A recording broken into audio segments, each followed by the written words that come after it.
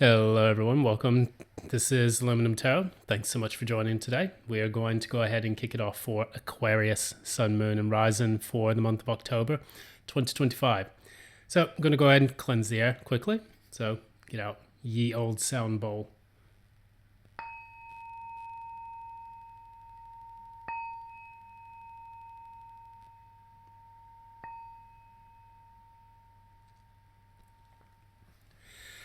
I'm really trying to get into the habit of doing that. I don't know why, because I normally don't burn sage. I don't want to set off any alarms or like that. But I do like to have that sound bowl because it just sounds really nice. It cleanses the air, cleanses my own vibration, makes me feel all nice. So hopefully it will carry over for, the next few readings and make sure that I get into the habit of doing that before starting everything up. That said, I'm going to go ahead and get into Aquarius, Sun, Moon and Rising. I'm going to just peer into the energies taking place for October, or next month, starting from the 1st until the 31st. And then, we'll be using the Steampunk Tarot here, and then we'll use the Steampunk Lenormand to complement the reading. If you like what you see here, please be sure to give a like, share, subscribe, ding that notification bell so that you don't miss any updates from future postings. And furthermore, if you would like to support the channel monetarily, you can always feel free to chuck me a few quid in the PayPal link below, and that way you can just buy me a coffee. That's pretty much it.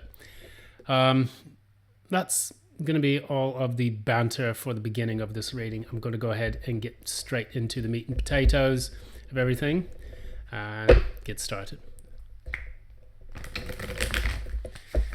Aquarius, Sun, Moon and Rising, what's taking place for October 2025.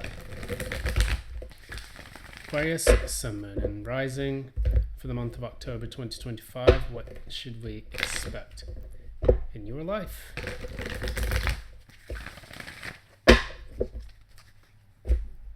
Cut the deck. Alright.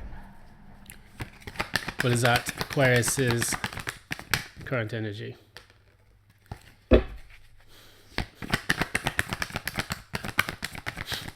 What is Aquarius' challenge? What is at the recent past of Aquarius' life? What is taking place in the near future for Aquarius?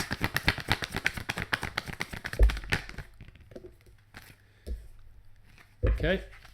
What's at the core of this reading? Core. What is at the crown of this specific reading?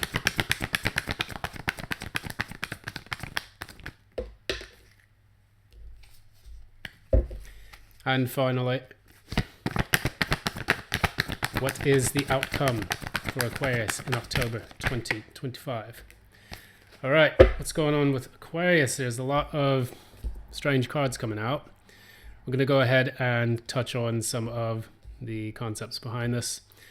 Hopefully we can get some more clarity and try to read into the overall message. So, let's see.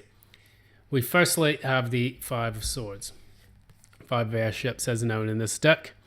And what this talks a lot about is a lot of hostility, conflict, difficulties dealing with certain people, can signal quite a bit of utter chaos that's taken place in your life.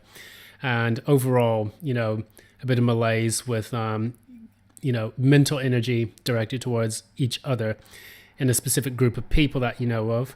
So, whether this is taking place at work, whether this is taking place in a group of friends, family members, whatever, it could even be internal conflict.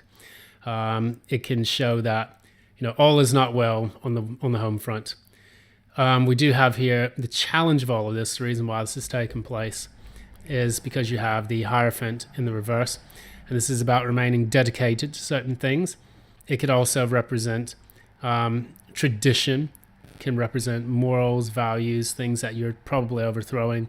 Maybe a sense of rebellion has crept into your life, and possibly that you're now, I swear these bloody lorries that are going through here are just making so much noise because they're doing road works and it's driving me up the wall. I'm going to try to get through this reading, and hopefully we can get this done properly. Challenge. Hierophant in the reverse. Sense of rebellion, sense of, inattention to commitments, things that you've always wanted, that you've needed to handle. It could also be failing to learn a lesson, because the Hierophant is the teacher, and it teaches the alkalites that are at its feet using the keys to the universe. And with this specific case, what I'm seeing is that maybe the conflict that is driven in your life is due primarily to a lack of understanding of a lesson from the past that needs to take place, or that needs to be understood fully in order for you to move on to the next phase of your life. What we have in the past, we have the Four of Cups. So this is a period in which you have felt bored, apathetic towards certain things. Maybe you have felt passed over, overlooked by other people. And so you have normally the Three of Cups at the person's feet. And then there's a fourth cup that's offered to them, but the person is trying to gain emotional stability, stability being the number 4.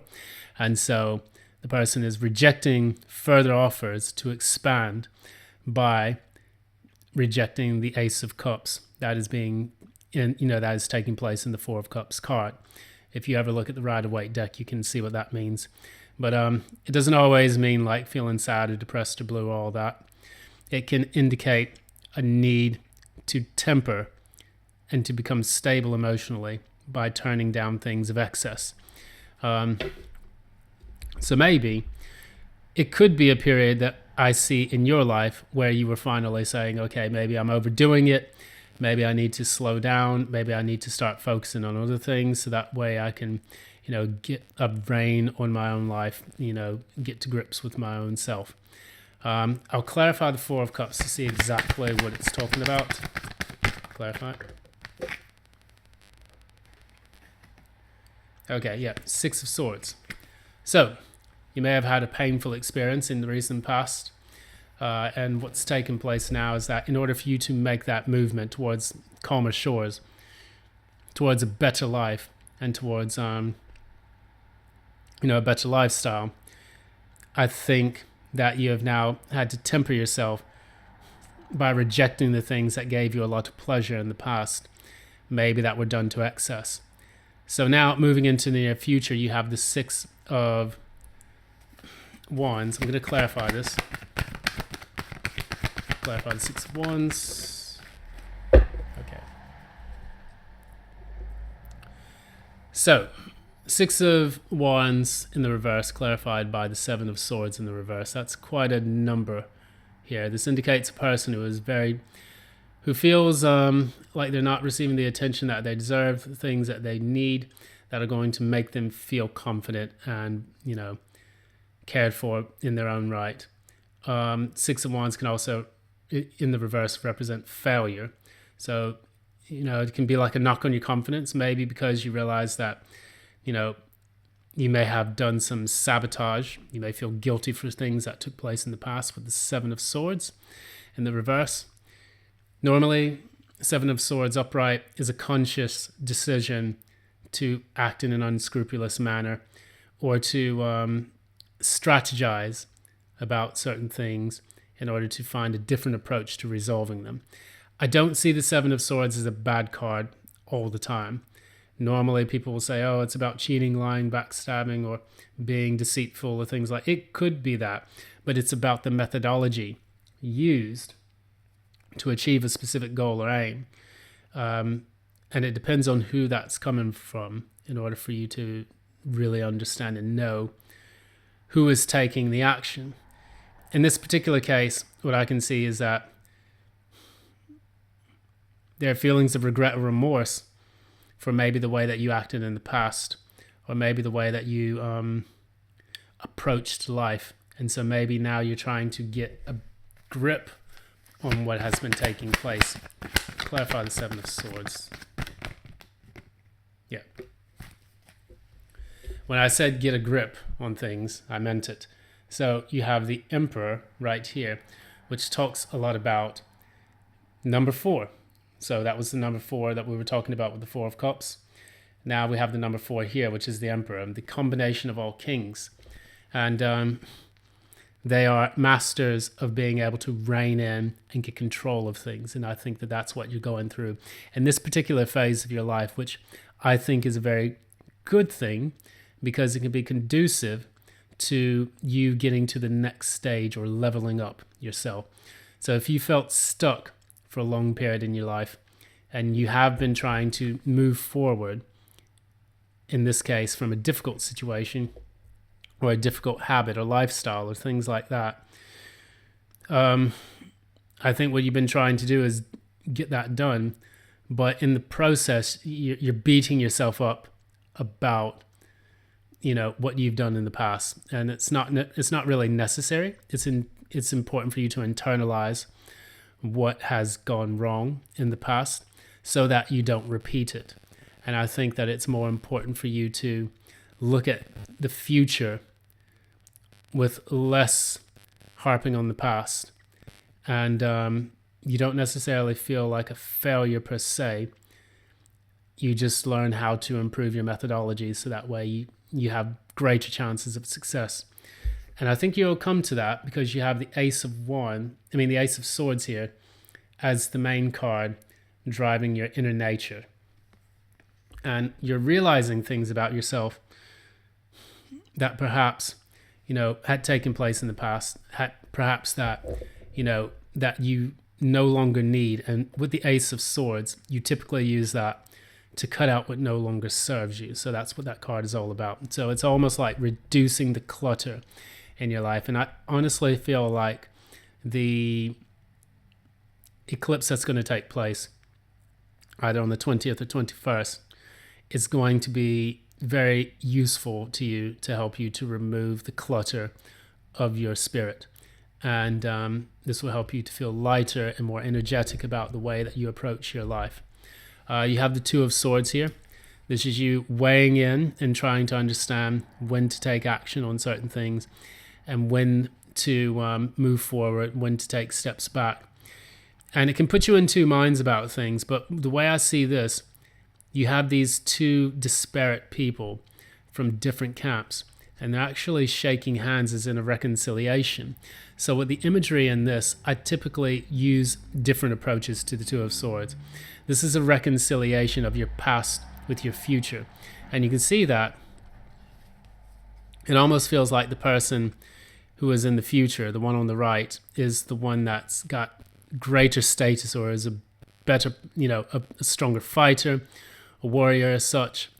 And I think that in that case, this is you reconciling your old self with your new self. And as you make this transformation into the future you, it's going to allow you to step into an energy where you forgive yourself for the things you did in the past. I think that this will give you a lot of clarity and confidence that you need in order to complete that transformation. That said, we're going to look at the outcome of this card.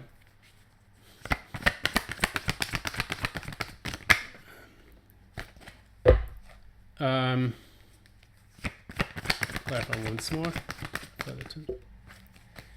Okay, so this is serving as a warning.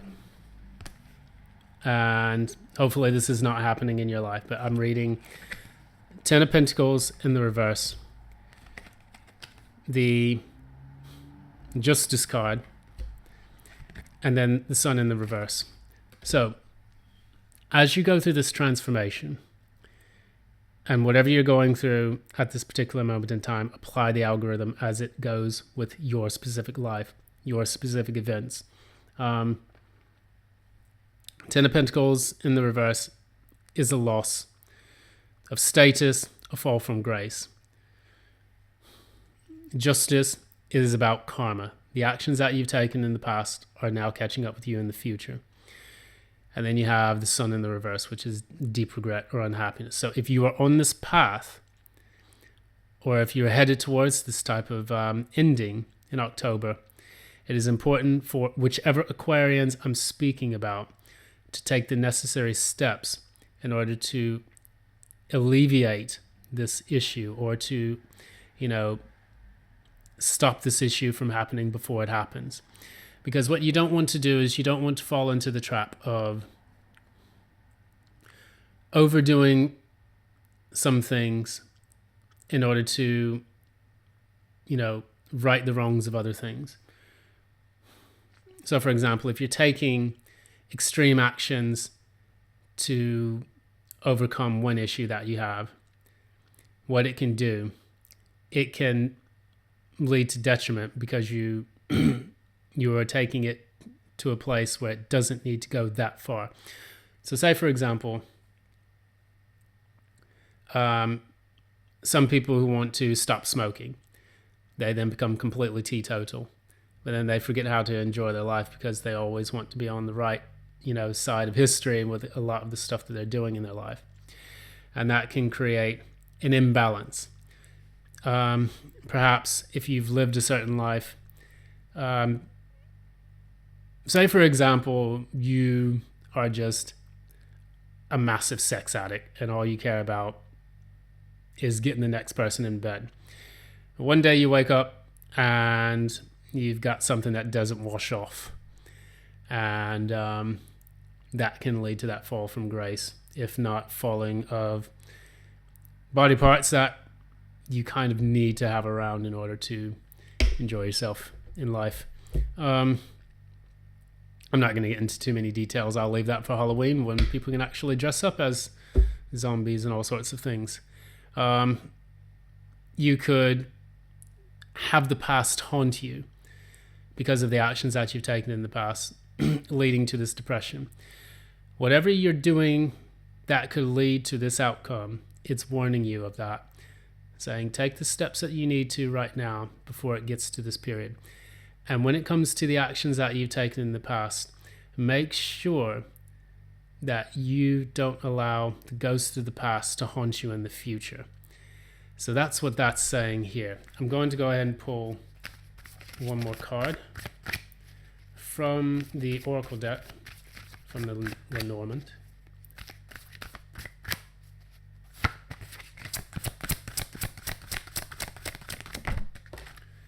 And here we have the, what is this?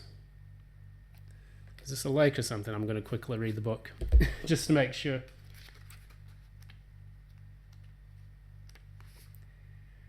It's a mountain. That's what it is. So I'm focusing too much in the foreground. Mountains. So this is about obstacles, challenges, things that stand in our way. Things that we have to remove in order to make progress forward. Sometimes an uphill struggle in order to get to the right destination that we would like to get to. Try not to let this thing keep flashing like that. But that said, think about the obstacles that have been taking place in your life, and think about the correct path forward that would allow you to circumvent them, circumnavigate them, or to overcome them altogether. Remember that you're not stuck. And also remember that for you specifically, Aquarius. And I empathize with you because I do have a lot of planets in my 11th house. And I have Aquarius in my first house. So I know what it feels like to be the rebellious kid and have my actions catch up with me later on. And it's just a fact of life. It's who we are in many ways.